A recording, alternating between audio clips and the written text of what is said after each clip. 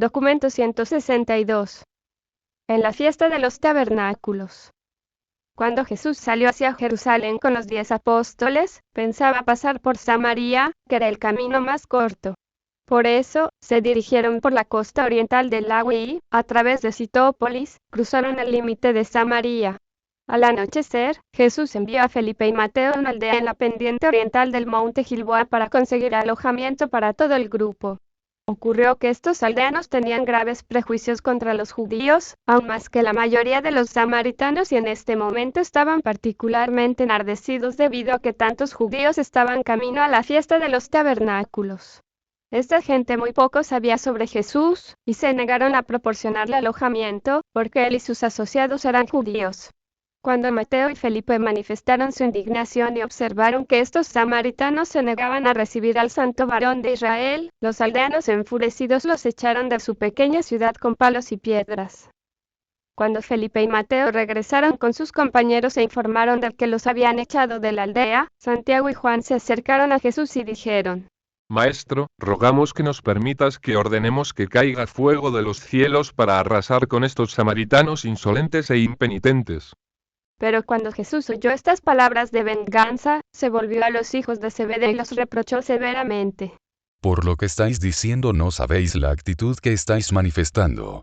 La venganza no tiene cabida en el reino de los cielos.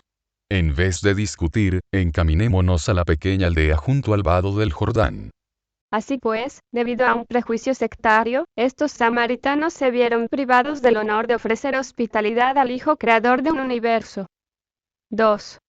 El primer discurso en el templo. La primera tarde que enseñó Jesús en el templo, un grupo considerable estaba sentado escuchando sus palabras que ilustraban la libertad del nuevo evangelio y el regocijo de los que creen en la buena nueva, cuando un oyente curioso le interrumpió para preguntar: Maestro, ¿cómo puede ser que tú puedas citar las escrituras y enseñar a la gente con tanta elocuencia cuando me dicen que no has sido instruido en las enseñanzas de los rabinos? Jesús contestó: Ningún hombre me ha enseñado las verdades que os declaro. Esta enseñanza no es mía, sino de aquel que me envió. Todo hombre que desee realmente hacer la voluntad de mi Padre, verdaderamente sabrá de mi enseñanza, si es la de Dios, o bien si hablo por mi propia cuenta. El que habla por sí mismo busca su propia gloria, pero cuando yo declaro las palabras del Padre, busco la gloria de aquel que me envió. Pero antes de que intentéis entrar a la nueva luz, ¿no debéis acaso seguir la luz que ya tenéis? Moisés os dio la ley, sin embargo, ¿cuántos entre vosotros buscáis honestamente satisfacer sus exigencias? Moisés os manda en esta ley: no matarás. A pesar de este mandato, algunos entre vosotros queréis matar al Hijo del Hombre. Cuando la multitud escuchó estas palabras, empezaron a arguir entre ellos. Algunos dijeron que estaba loco, otros, que tenía un diablo. Otros dijeron que este era en verdad el profeta de Galilea, a quien los escribas y fariseos querían matar desde hacía mucho tiempo. Algunos dijeron que las autoridades religiosas tenían miedo de molestarlo. Otros pensaban que no lo arrestaban porque creían en él. Después de un prolongado debate, uno desde el gentío se adelantó y preguntó a Jesús: ¿Por qué los potentados buscan matarte? Él respondió: Los potentados buscan matarme porque resienten mi enseñanza sobre las buenas nuevas del reino, un evangelio que libera a los hombres de las pesadas tradiciones de una religión formal de ceremonias que estos maestros quieren mantener a toda costa. Hacen la circuncisión según la ley el día sábado, pero quieren matarme porque yo cierta vez, un sábado, liberé a un hombre esclavo de su aflicción. Me siguen el sábado, para espiarme, pero quieren matarme porque, en otra ocasión, elegí curar el día sábado a un hombre gravemente enfermo. Buscan matarme porque bien saben que, si creéis honestamente y os atrevéis a aceptar mis enseñanzas, su sistema de religión tradicional será derrocado, destruido para siempre. Así pues, perderán ellos su autoridad sobre aquello a lo que han dedicado su vida, puesto que se niegan firmemente a aceptar este evangelio nuevo y más glorioso del reino de Dios. Ahora, apelo a cada uno de vosotros. No juzguéis de acuerdo con las apariencias exteriores, sino más bien juzgad por el espíritu verdadero de estas enseñanzas. Juzgad con rectitud. Entonces dijo otro oyente: Sí, maestro, buscamos al Mesías, pero cuando llegue, sabemos que su aparición será en misterio. Sabemos de dónde eres tú. Tú has estado entre tus hermanos desde el comienzo. El libertador llegará en poder para restaurar el trono del reino de David.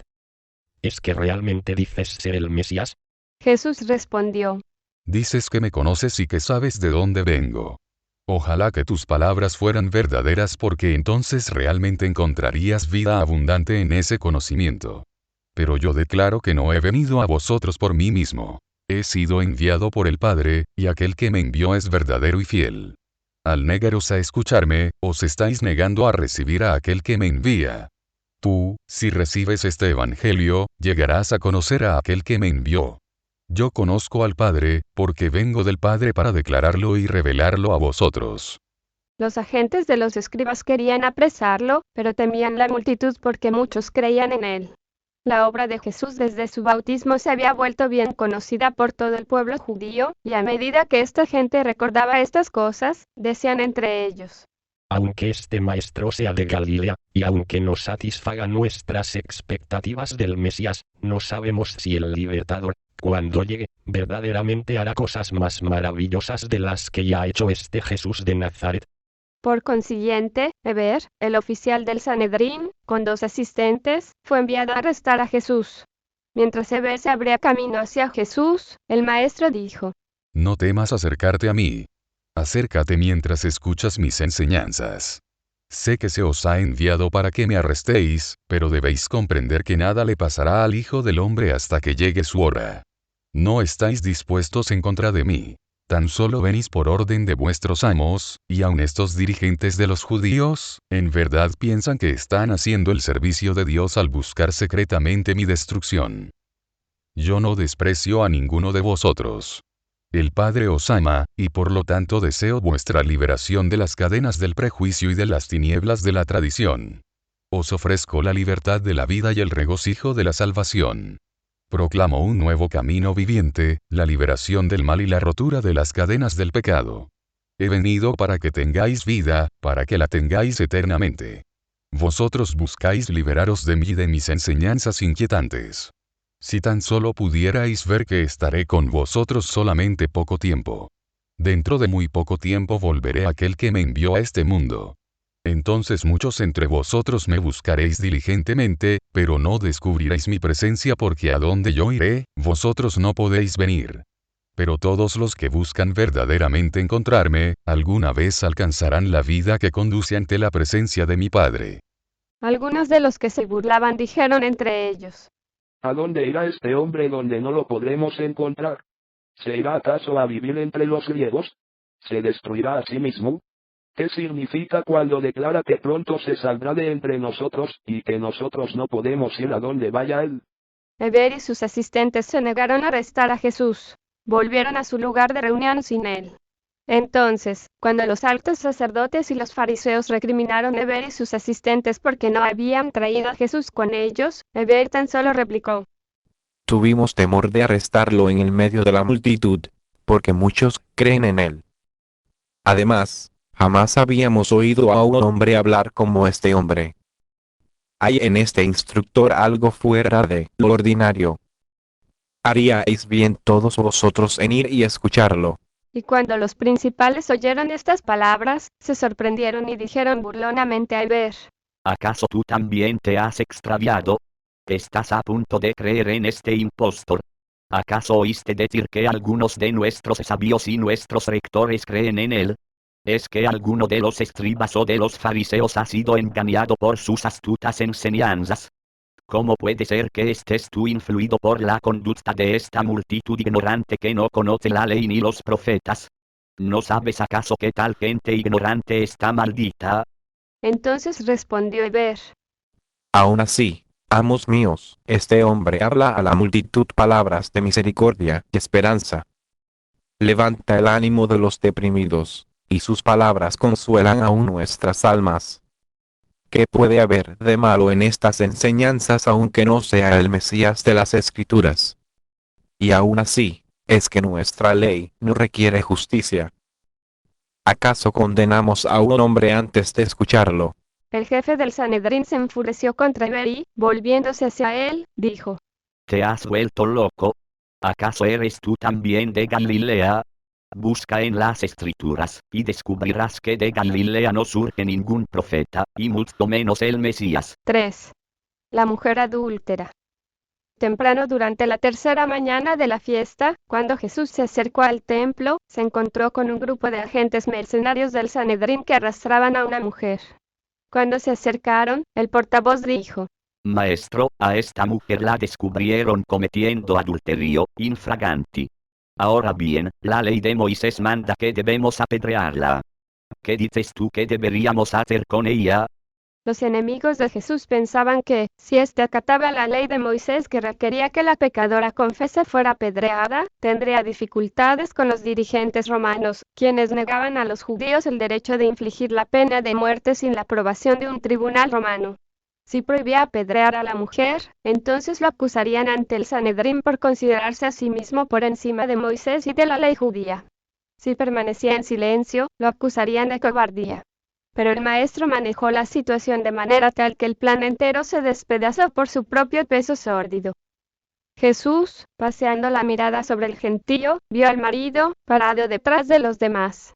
Sabía qué tipo de hombre era él y percibió que formaba parte de esta transacción vergonzosa. Jesús caminó alrededor de la multitud para acercarse al sitio donde se encontraba parado este marido degenerado y escribió unas pocas palabras sobre la arena que motivaron su apresurada partida. Luego, volvió ante la mujer y nuevamente escribió en la tierra para beneficio de sus supuestos acusadores. Y cuando ellos leyeron sus palabras, también se alejaron, uno por uno. Cuando el maestro escribió por tercera vez en la arena, el compañero malvado de la mujer también se alejó, de manera que, cuando el maestro se incorporó del suelo, después de escribir, contempló a la mujer sola, parada frente a él. Jesús dijo: Mujer, ¿a dónde están tus acusadores? ¿Es que no ha quedado nadie para apedrearte? La mujer, levantando la mirada, respondió: Nadie, Señor. Entonces dijo Jesús: Yo sé de ti, y no te condeno. Vete en paz. Y esta mujer, Hildana, abandonó a su malvado marido y se unió a los discípulos del reino. 5. El sermón sobre la luz del mundo. Por la noche del penúltimo día de la fiesta, cuando se encontraba la escena brillantemente iluminada por las luces de los candelabros y de las antorchas, Jesús se paró en el medio de la multitud reunida y dijo: Yo soy la luz del mundo. El que me sigue, no andará en tinieblas sino que tendrá la luz de la vida. Presumís enjuiciarme y sentaros para juzgarme, y declaráis que, si doy testimonio de mí mismo, mi testimonio no puede ser verdadero. Pero la criatura no puede enjuiciar al Creador. Aunque doy testimonio de mí mismo, mi testimonio es eternamente verdadero, porque sé de dónde vine, quién soy, y a dónde voy. Vosotros, que queréis matar al Hijo del Hombre, no sabéis de dónde vine, quién soy ni a dónde voy. Vosotros juzgáis solo por las apariencias de la carne. No percibís las realidades del Espíritu. Yo no juzgo a ningún hombre, ni siquiera a mi archienemigo. Pero si decidiera juzgar, mi juicio sería verdadero y recto porque yo no juzgaría solo, sino con mi Padre que me envió al mundo, y que es la fuente de todo juicio verdadero. Aún vosotros decís que se puede aceptar el testimonio de dos personas confiables, pues bien, yo atestiguo estas verdades. Y también lo hace mi Padre en el cielo. Y cuando ayer yo os dije esto mismo, en vuestras tinieblas me preguntasteis, ¿dónde está tu Padre? En verdad no me conocéis a mí y a mi Padre, porque si me conocierais a mí, también conoceríais a mi Padre. Ya os he dicho que yo partiré, y que me buscaréis pero no me encontraréis, porque a donde yo voy, vosotros no podéis venir. Vosotros, los que rechazáis esta luz, sois de lo bajo. Yo soy de lo alto. Vosotros, los que preferís sentaros en las tinieblas, sois de este mundo. Yo no soy de este mundo, y vivo en la luz eterna del Padre de las luces. Ya habéis tenido abundantes oportunidades para aprender quién soy yo, pero tendréis aún otra prueba que confirma la identidad del Hijo del Hombre. Yo soy la luz de la vida, y todo aquel que rechace deliberadamente y a sabiendas esta luz salvadora, morirá en sus pecados. Mucho tengo que deciros, pero sois incapaces de recibir mis palabras. Sin embargo, aquel que me envió es verdadero y fiel. Mi Padre ama aún a sus hijos descarriados. Y todo lo que mi Padre ha hablado, yo también proclamo al mundo. Cuando el Hijo del Hombre sea elevado, entonces conoceréis que yo soy Él, y que no he hecho nada por mí mismo, sino según me enseñó el Padre. Hablo estas palabras para vosotros y para vuestros hijos. Aquel que me envió, aún ahora está conmigo. No me ha dejado solo, porque yo hago siempre lo que a Él le agrada. Al enseñar así Jesús a los peregrinos en los patios del templo, muchos creyeron, y ningún hombre se atrevió a arrestarlo. 6. El discurso sobre el agua de la vida. El último día, el gran día de la fiesta, cuando la procesión proveniente del estanque de Siloé pasó a través de los patios del templo, e inmediatamente después de que los sacerdotes echaron el agua y el vino en el altar, Jesús, de pie entre los peregrinos, dijo: El que tenga sed, que acuda a mí y beba. Del Padre en lo alto traigo a este mundo el agua viva. El que cree en mí se llenará del espíritu que esta agua representa, porque aún las Escrituras han dicho: de él fluirán ríos de agua viva. Cuando el Hijo del Hombre haya completado su obra en la tierra, se derramará sobre toda la carne el espíritu vivo de la verdad. Los que reciban este espíritu jamás tendrán sed espiritual. Jesús no interrumpió el servicio para hablar estas palabras. Se dirigió a los adoradores inmediatamente después del canto del Alel, la lectura de los salmos acompañada por el ondear de las ramas ante el altar. En ese momento, había una pausa mientras se preparaban los sacrificios, y fue en ese momento en el que los peregrinos escucharon la voz fascinadora del Maestro declarar que Él era el dador del agua viva para todas las almas con sed de espíritu. Al concluir de este servicio matutino, Jesús continuó enseñando a las multitudes, diciendo: ¿Acaso no habéis leído en las Escrituras? He aquí que las aguas caen sobre la tierra y las bebe el suelo reseco, así otorgaré yo el espíritu de santidad para que lo beban mis hijos en una bendición que llegará hasta los hijos de sus hijos. ¿Por qué tenéis sed del ministerio del Espíritu mientras tratáis de aplacar la sed de vuestra alma con el agua de las tradiciones de los hombres, vertida de las jarras rotas del servicio ceremonial?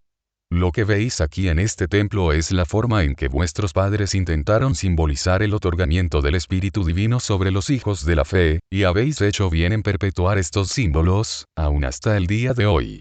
Pero ahora, a esta generación ha llegado la revelación del Padre de los Espíritus, a través del auto-otorgamiento de su Hijo, y todo esto será certeramente seguido por el otorgamiento del Espíritu del Padre y del Hijo sobre los hijos de los hombres. Para todo el que tenga fe, este otorgamiento del Espíritu será el verdadero maestro del camino que conduce a la vida eterna, a las verdaderas aguas de la vida en el reino del cielo sobre la tierra y allende en el paraíso del Padre.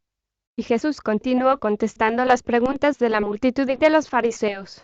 Algunos lo consideraban un profeta, otros creían que él era el Mesías, y aún otros decían que no podía ser el Cristo puesto que venía de Galilea, y que el Mesías debía restaurar el trono de David. Pero aún así, no se atrevieron a arrestarlo. 7. El discurso sobre la libertad espiritual. En la tarde del último día de la fiesta, como los apóstoles no consiguieron persuadirlo de que huyera de Jerusalén, Jesús fue nuevamente al templo para enseñar.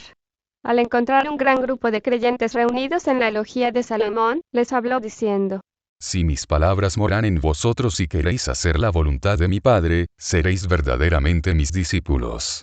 Conoceréis la verdad, y la verdad os hará libres. Yo sé cómo me contestaréis. Somos los hijos de Abraham, no somos esclavos de ninguno. ¿Cómo entonces se puede hacernos libres? Aún así, no hablo del sometimiento exterior al señorío de otro. Me refiero a la libertad del alma. De cierto os digo, el que cometa pecado es el siervo de la esclavitud del pecado. Y sabéis que el siervo raramente mora para siempre en la casa del amo. También sabéis que el Hijo permanece en la casa de su Padre. Así pues, si el Hijo os hará libres, os hará hijos, seréis en verdad libres. Yo sé que vosotros sois de la semilla de Abraham, sin embargo vuestros líderes quieren matarme porque no han permitido que mi palabra ejerza su influencia transformadora en sus corazones. Su alma está sellada por el prejuicio y enceguecida por el orgullo de la venganza. Yo os declaro la verdad que me señala el Padre Eterno, mientras estos maestros engañados tratan de hacer las cosas que aprendieron tan solo de sus padres temporales. Y cuando contestáis que Abraham es vuestro padre, os digo que, si fuereis hijos de Abraham, haríais las obras de Abraham. Algunos entre vosotros creéis en mis enseñanzas, pero otros buscáis destruirme porque os he dicho la verdad que he recibido de Dios. Pero Abraham no trató así la verdad de Dios. Percibo que algunos entre vosotros estáis decididos a hacer las obras del diablo. Si Dios fuera vuestro Padre, me conoceríais y amaríais la verdad que os revelo. ¿Es que no veis que he venido del Padre, que he sido enviado por Dios, que no estoy haciendo esta obra por mí mismo? ¿Por qué no comprendéis mis palabras? ¿Es acaso porque habéis elegido haceros hijos del mal?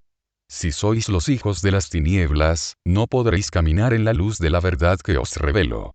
Los hijos del mal solo siguen los caminos de su padre, quien fue un impostor y no defendió la verdad porque no llegó a haber verdad en él. Pero ahora viene el Hijo del Hombre, que habla y vive la verdad, y muchos entre vosotros os negáis a creer. ¿Quién entre vosotros me condena por pecador? Si yo proclamo y vivo la verdad que me muestra mi Padre, ¿por qué no creéis? Quien es de Dios escucha con regocijo las palabras de Dios. Por esta causa, muchos entre vosotros no oís mis palabras porque no sois de Dios. Vuestros maestros aún tuvieron la presunción de decir que yo hago mis obras por el poder del príncipe de los demonios. Uno, aquí cerca, acaba de decir que yo tengo un demonio, que soy hijo del diablo. Pero todos los que entre vosotros os ocupáis honestamente de vuestra propia alma, sabéis muy bien que yo no soy un diablo. Sabéis que honro al Padre aunque mientras tanto vosotros me deshonráis. No busco mi propia gloria, sino tan solo la gloria de mi Padre en el paraíso. Yo no os juzgo, porque hay uno que juzga por mí. De cierto os digo a vosotros los que creéis en el Evangelio, que, si el hombre mantiene esta palabra de verdad viva en su corazón, no saboreará jamás la muerte. Ahora pues, aquí a mi lado dice un escriba que esta declaración prueba que tengo un diablo, puesto que Abraham está muerto, y también los profetas. Y él pregunta, ¿es que tú eres tanto más importante que Abraham y que los profetas que te atreves a pararte aquí y decir que el que crea en tu palabra no saboreará la muerte? ¿Quién dices tú que eres para atreverte a pronunciar tales blasfemias? A todo esto yo digo que, si me glorifico a mí mismo, mi gloria no es nada. Pero es el Padre el que me glorificará, aun el mismo Padre que vosotros llamáis Dios. Pero vosotros no habéis logrado conocer a este, vuestro Dios y mi Padre, y yo he venido para que os encontréis el uno al otro, para mostraros cómo llegar a ser verdaderamente hijos de Dios. Aunque no conozcáis al Padre, yo lo conozco de veras. Aun Abraham se regocijó de ver mi día, y por la fe lo vio y se regocijó. Cuando los judíos descreídos y los agentes del Sanedrín que se habían reunido a esta altura oyeron estas palabras, levantaron un tumulto, gritando: Tú no tienes 50 años, y sin embargo hablas de ver a Abraham. Eres hijo del diablo. Jesús no pudo continuar el discurso. Tan solo dijo al partir: De cierto os digo, antes de que fuera Abraham, yo soy. Muchos de los incrédulos corrieron a buscar piedras para arrojárselas, y los agentes del Sanedrín trataron de arrestarlo, pero el maestro se alejó rápidamente por los corredores del templo y escapó a un lugar secreto de encuentro cerca de Betania donde lo aguardaban Marta, María y Lázaro. 8. La visita con Marta y María. Mientras Marta se atareaba en estos supuestos deberes, le perturbaba el hecho de que María nada hiciera por ayudarla. Por lo tanto, fue a donde Jesús y dijo: Maestro, ¿acaso te tienes sin cuidado que mi hermana me haya abandonado con todas las tareas por hacer? ¿No quieres mandarla que venga y me ayude? Jesús respondió: Marta, Marta, ¿por qué estás siempre tan ansiosa por tantas cosas y te preocupas por tantos pormenores? Solo una cosa vale verdaderamente la pena, y puesto que María ha elegido esta cosa buena y necesaria, no se la quitaré. Pero, cuando aprenderéis ambas a vivir como os he enseñado, sirviendo ambas en cooperación y ambas refrescando vuestra alma al unísono, ¿acaso no podéis aprender que hay una hora para todo, que los asuntos menores de la vida deben hacerse a un lado ante las grandes cosas del reino celestial?